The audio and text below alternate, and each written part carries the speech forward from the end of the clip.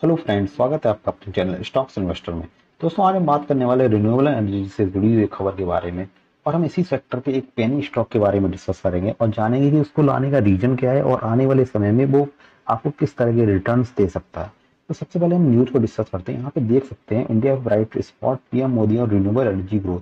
मतलब प्रधानमंत्री जी ने बताया कि इंडिया का रिन्यूएबल एनर्जी और सोलर एनर्जी पे काफी बेहतरीन ढंग से काम कर रहा है। तो उसका काफी ब्राइट फ्यूचर है आने वाले समय के अंदर, क्योंकि आपको पता है कि गवर्नमेंट भी इस सेक्टर पे काफी ध्यान दे रही है और आने वाले जो बजट्स हैं उनमें भी इस सेक्टर पे तो ऊपर पूरा ध्यान दिया जाएगा, अच्छी खासी पॉलिसीज लाई जाएंगी जी। अब यहाँ पे देख सकते हैं, प्रधानमंत्री जी ने जो इन्वेस्टमेंट कर्नाटक का समिट था 2022 का, जो 4 नवंबर को हेड और एंड हुआ था। तो उसमें बताया कि इंडिया का काफी ब्राइट फ्यूचर है आने वाले समय में, जो भी ग्लोबल क्राइसिस हो रही है उसके थ्रू।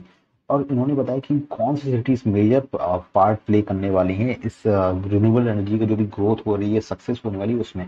इसमें गुजरात, यूपी, महाराष्ट्र, दिल्ली, इनका नाम काफी ऊपर आता है। जो भी इसका मेजर पार्ट बनेगी, जो भी सक्सेस होगी और जो इस पे अच्छी तरीके से इम्प्लीमेंटेशन होगी, काम हुई उसमें, ये सिटीज काफी बेहतरीन ढंग से काम कर रही हैं और स्टेट्स इन द सेक्टर। सबसे बड़ी बात यहाँ पे देख सकते हैं, यहाँ पे बताया गया कि 8 सालों के अंदर इंडिया का जो रिन्यूएबल एनर्जी की कैपेसिटी वो लगभग 3 टाइम्स हो गई। मतलब आपको पता है, 8 सालों के अंदर पूरा सेक्टर 3 टाइम्स इंक्रीज हो चुका है, जो कि काफी बेहतरीन बात है इस सेक्टर के अंदर। अगर हम इसी सेक्टर के एक पैनिक स्टॉक के बारे में डिस्कस करें तो यहाँ पे सुजलॉन एनर्जी का नाम एक बहुत ऊपर आता है।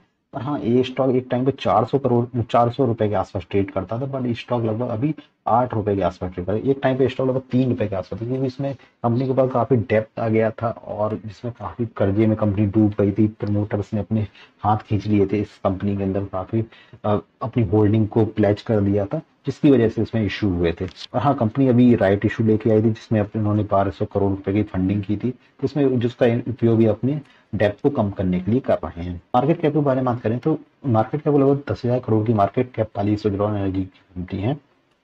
करंट प्राइस पर 8 रुपए के आसपास ट्रेड कर रहा है और इसने लगभग 12 रुपए का हाई और 5 रुपए 42 पैसे का लो बनाया है एक साल के अंदर।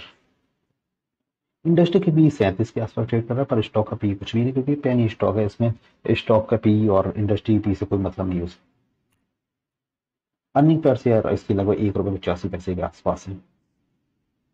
अगर हम डेप्थ के बारे में बात करें तो सुजलॉन एनर्जी का लगभग 4,000 करोड़ का कर्जा है और उनके पास टोटल एसेट्स लगभग 6,500 करोड़ के हैं।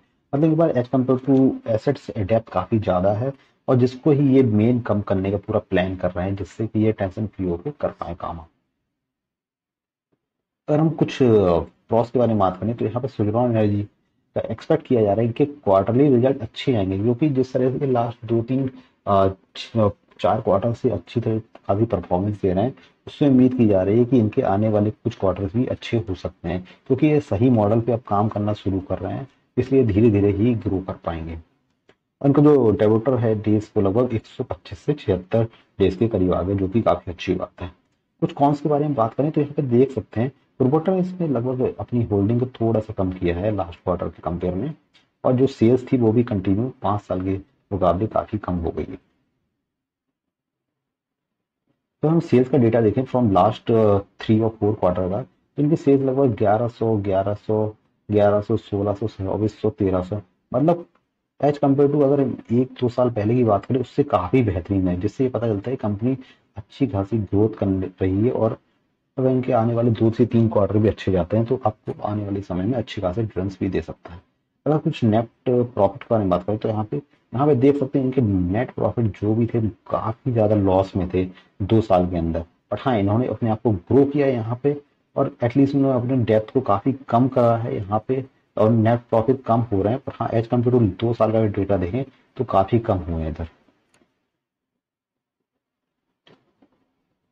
शेयर होल्डिंग पैटर्न के बारे में बात करें, जो कि मैंने बताया कि प्रमोटर ने अपनी थोड़ी सी हिस्सेदारी को यहाँ पे कम किया है और एफआईआई ने अपनी हिस्सेदारी को बढ़ाया है। मतलब किसी पेनी स्टॉक में अगर एफआईआई अपनी हिस्सेदारी को बढ़ा रहा है, मतलब थोड़ी बहुत तो उसमें पोटेंशियल है। और डीआईआई ने अपनी होल्डिंग को लगभग 50% कम कर दिया है इस स्टॉक के अंदर।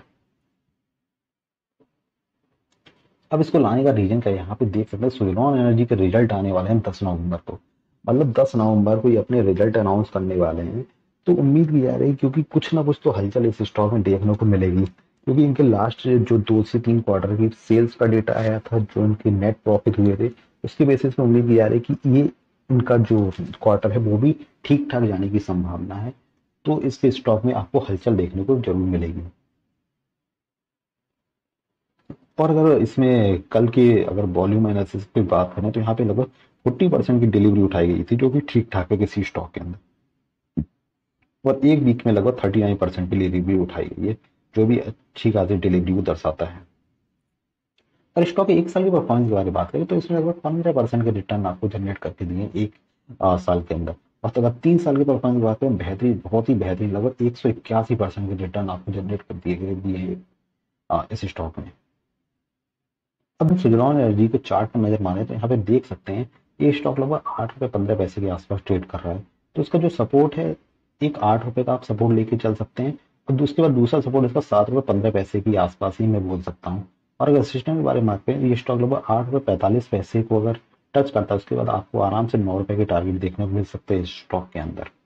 अगर 9 रुपए के स्टॉक को टच करेगा, अगर टारगेट को, तो आने वाले कुछ महीनों के अंदर 11 रुपए। और ये स्टॉक इतनी जल्दी 11 को नहीं टच करेगा, क्योंकि इसमें काफी प्रॉफिट बुकिंग्स भी आती रहती हैं। तो आप इसमें लगभग 10% की रिटर्न के लिए ही एक्सपेक्ट कर सकते हैं अभी के लिए। तो वीडियो अच्छा लगा तो इस वीडियो को लाइक कीजिए, शेयर कीजिए। मिलते हैं नेक्स्ट वीडियो में, तब तक के लिए थैंक यू वेरी मच।